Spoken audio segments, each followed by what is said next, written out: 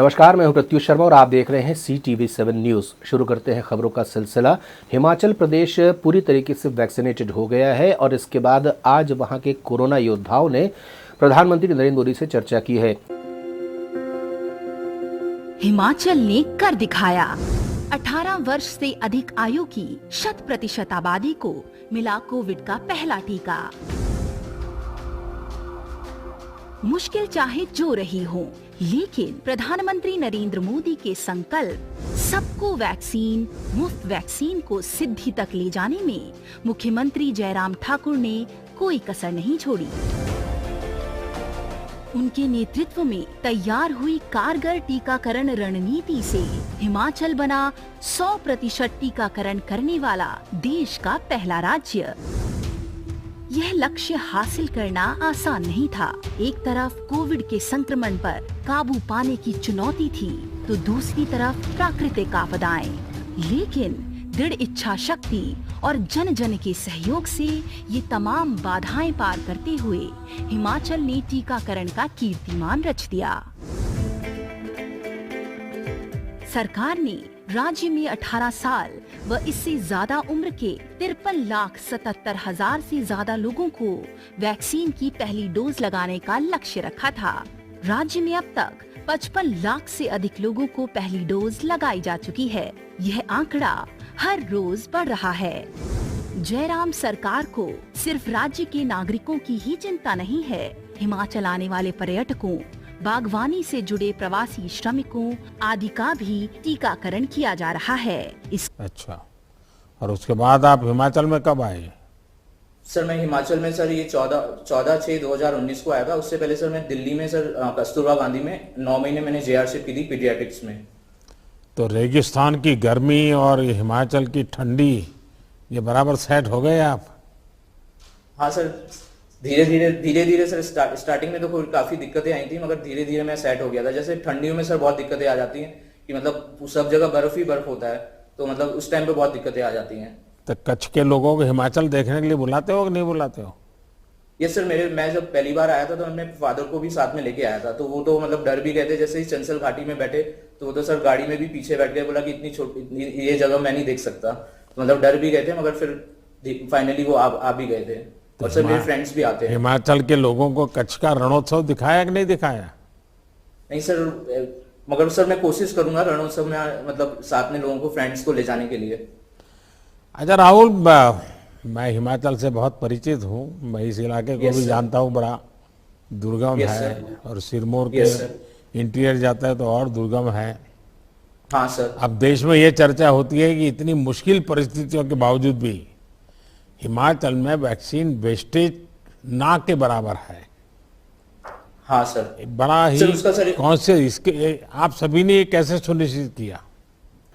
ये तो छत्तीसगढ़ का मनाया जाने वाला सबसे बड़ा पर्व तीजा पूरा आज मनाया जा रहा है। पूरे प्रदेश भर में मुख्यमंत्री निवास पर भी कार्यक्रम का आयोजन किया गया था, जहां पर बड़ी संख्या में महिलाएं शामिल हुई थी। वही तीजा पूरा उत्सव का मुख्यमंत्री निवास में जो आयोजन हुआ था, उसमें महिला एवं बाल विकास विभाग द्वारा इस आयोजन को यहाँ पर संचालित किया गया था। कार्यक्रम में कांग्रेस के राष्ट्रीय प्रवक्ता भी शामिल हुए थे। मुख्यमंत्री समेत सभी ने यहाँ पर छत्तीसगढ़ी गीतों में डांस किया है और छत्तीसगढ़ी व्यंजनों का लाभ भी उठाया है।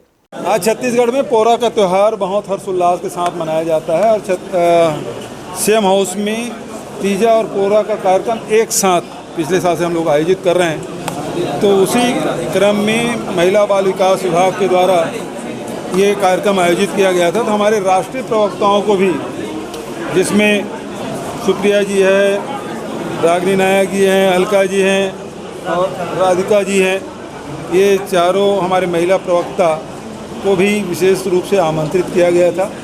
वो लोग आए भी और यहाँ के तीज त्यौहार में सम्मिलित हुए। प्रदेश भर के आए हुए महिलाओं से मुलाकात भी की और यहाँ के जो छत्तीसगढ़ी जो नृत्य है, संगीत है, उसका भी आनंद लिया और खुद भी नृत्य की और छत्तीसगढ़ी जो व्यंजन है उसका भी स्वाद उन्होंने लिया। और जो बचे समय है मैंने इसका उपयोग करते हुए राजीव भवन, जो हम लोगों ने रिकॉर्ड समय में विपक्ष में रहते हुए बनाए थे और जिसको शिलान्यास भी राहुल जी ने किया था और उद्घाटन भी राहुल जी के हाथों हुआ है। CTV7 के लिए दीपक बावनकर की रिपोर्ट। अंग्रेजी माध्यम बनने के बाद आरडी तिवारी का अवलोकन करने के लिए मुख्यमंत्री भूपेश बघेल पहुंचे हुए थे। उन्होंने यहाँ के न सिर्फ भवनों का लोकार्पण भी किया है बल्कि यहाँ अवलोकन भी किया है कि किस किस तरीके के परिवर्तन यहाँ पे किए गए हैं। यहाँ उन्होंने शिक्षकों से भी बात की है और नवाचार को लेकर के भी चर्चा की है और जानने का प्रयास किया है कि किस तरीके से स्कूल को अपग्रेड किया गया है। आपको बता दें कि इसे एक मॉडल के रूप में देखा जा रहा है जिसके आधार पर दूसरे जिलों में भी अंग्रेजी माध्यम के स्कूलों का संचालन किया जाएगा। CTV7 से चर्चा करते हुए मुख्यमंत्री भूपेश बघेल ने कहा कि ये एक नया प्रयास है और बहुत जल्द छत्तीसगढ़ के लोगों को उसकी और अधिक सौगातें मिलेंगी। पूर्व राष्ट्रपति भारत रत्न सर्वपल्ली राधाकृष्णन जी की जयंती के अवसर पर जहां पूरा राष्ट्र उन्हें नमन कर रहा है और शिक्षक दिवस के रूप में अनेक जगहों में पूरे देश में कार्यक्रम का आयोजन किया जा रहा है। आज राजभवन में भी उत्कृष्ट शिक्षकों का सम्मान किया गया और हमारे शिक्षा मंत्री के द्वारा अगले वर्ष जो सम्मानित होने वाले शिक्षक हैं उसकी सूची भी जारी की गई। आज आरडी तिवारी स्कूल में यहाँ स्वामी आत्मानंद अंग्रेजी माध्यम स्कूल की शुरुआत की गई, शुरुआत भी किए और शिक्षा मड़ई जो पूरे प्रदेश भर में जो शिक्षकों ने अलग अलग क्षेत्रों में जो नवाचार किए थे उन सब का भी प्रदर्शन यहाँ किया गया, जिसमें कोई छतरी वाले गुरुजी, कोई मोटरसाइकिल वाले गुरुजी, तो कोई पोस्टर वाले गुरुजी, इस प्रकार से अलग अलग जो नवाचार किए थे उस सब का यहाँ प्रदर्शन किया गया। CTV7 के लिए रायपुर से दीपक बावनकर की रिपोर्ट। इधर मुख्यमंत्री भूपेश बघेल के पिता नंद कुमार बघेल के द्वारा ब्राह्मण समाज पर की गई टिप्पणी को लेकर के ब्राह्मण समाज में खासा आक्रोश देखा जा रहा है, जिसको लेकर के सोशल मीडिया के जरिए भी कई तरह के सवाल उठ रहे हैं। इन तमाम सवालों का जवाब देते हुए मुख्यमंत्री भूपेश बघेल का कहना था कि कानून सबके लिए है और अगर कोई चीज कानून के दायरे से गलत हो रही है तो उस पर कानून कार्यवाही कर सकता है। पिताजी के होने के नाते पूरा सम्मान, लेकिन मुख्यमंत्री के रूप में मेरी जिम्मेदारी है कि समाज में विभिन्न वर्ग के लोगों के बीच में समरसता, भाईचारे बना रहना चाहिए और यदि उसे कोई खंडित करने की कोशिश करे तो उनके खिलाफ जो कानूनी कार्रवाई है, विधि सम्मत कार्रवाई है, वो की जाएगी। तो उसके तहत यदि उन्होंने किसी समाज के खिलाफ कोई बात कही है तो मुझे उसका दुख है। इस प्रकार से बात नहीं कही जानी चाहिए, लेकिन कानूनी कार्रवाई उनके खिलाफ होगी। इधर भारतीय किसान संघ ने आने वाली 8 सितंबर को हड़ताल का आह्वान किया है। उनका कहना है कि कृषि उपज की सही कीमतें नहीं मिल रही हैं, इसलिए वो काफ़ी नाराज़ है और सरकारों से वो मांग कर रहे हैं, बावजूद इसके उनकी मांगें सुनी नहीं जा रही है। स्थानीय प्रेस क्लब में एक पत्रकार वार्ता के दौरान उन्होंने पत्रकारों से चर्चा की और अपनी तकलीफें बताई। भारतीय किसान संघ 8 सितंबर को लागत के आधार पर लाभकारी मूल्य, इस मांग को लेकर के सरकार कानून बनाए। इसके लिए पूरे देश भर में सभी जिला केंद्रों पर धरना प्रदर्शन करके ज्ञापन देने वाले हैं। अपने छत्तीसगढ़ के सभी 28 जिलों में भी धरना देने वाले हैं। अपने यहाँ प्रदेश की विभिन्न समस्याओं को लेकर भी माननीय मुख्यमंत्री के नाम पर हम ज्ञापन देने वाले हैं, जिसमें मुख्य रूप से बिजली कटौती हो रहा है उसको दूर करने की बात है। साथ ही सूखा प्रभावित क्षेत्रों का सर्वे करके सूखाग्रस्त घोषित किया जाए और जो 9,000 प्रति एकड़ देने की बात कही है उसको बढ़ाकर 20,000 प्रति एकड़ देना चाहिए, ऐसी अपनी मांग है। साथ ही खरीदी की व्यवस्था ठीक हो जाए, इसके लिए भी बात अपन ने रखा है, ज्ञापन में सारा विषय है। केंद्र सरकार से मांग यही है कि लागत के आधार पर लाभकारी मूल्य किसानों को मिले, इसके लिए कोई ठोस योजना बनाए, ऐसा कानून बनाए कि यदि कोई मूल्य तय होता है और उसके बाद आदान सामग्री की दरों में वृद्धि हो जाती है तो महंगाई को जोड़ करके भी और उसका मूल्य देना चाहिए। CTV7 bureau. धर्मांतरण का असर अब छत्तीसगढ़ के गांवों से निकल कर के शहर में भी देखने को मिल रहा है। यहां पर भी धर्मांतरण की कई शिकायतें आ रही हैं।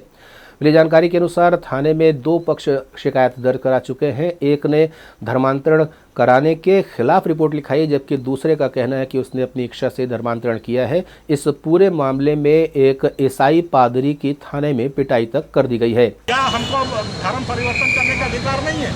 हम परिवर्तित हो रहे हैं, करेंगे।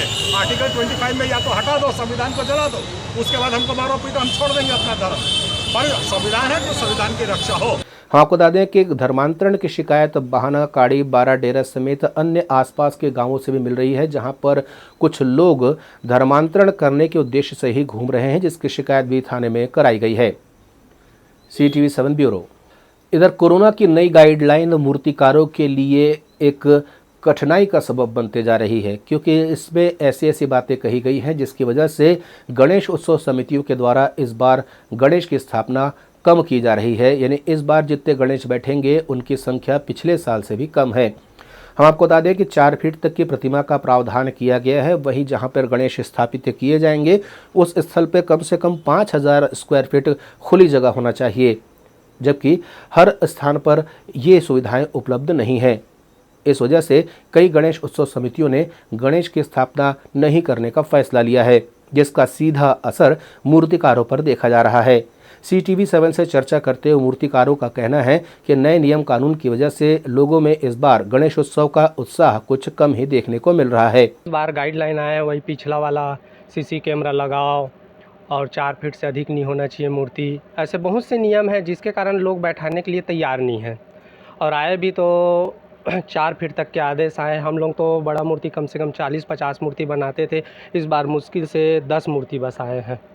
से हम लोग पूरा फैमिली मिल के काम करते हैं, और बस भैया दूसरे यहाँ का रोजी नहीं करके खुद करो, ऐसा टाइप के एकदम समस्या है रोजी का। हाँ, पहले ना भैया हम लोग ना पहले से मूर्ति बना कर रखते थे, 40-50 मूर्ति जो है वो, और पिछला साल से कोरोना काल हो गया तो पिछला साल में मूर्ति बिका ही नहीं, और इस बार हम लोग क्या कर रहे हैं, ऑर्डर आने के बाद ही बना रहे हैं।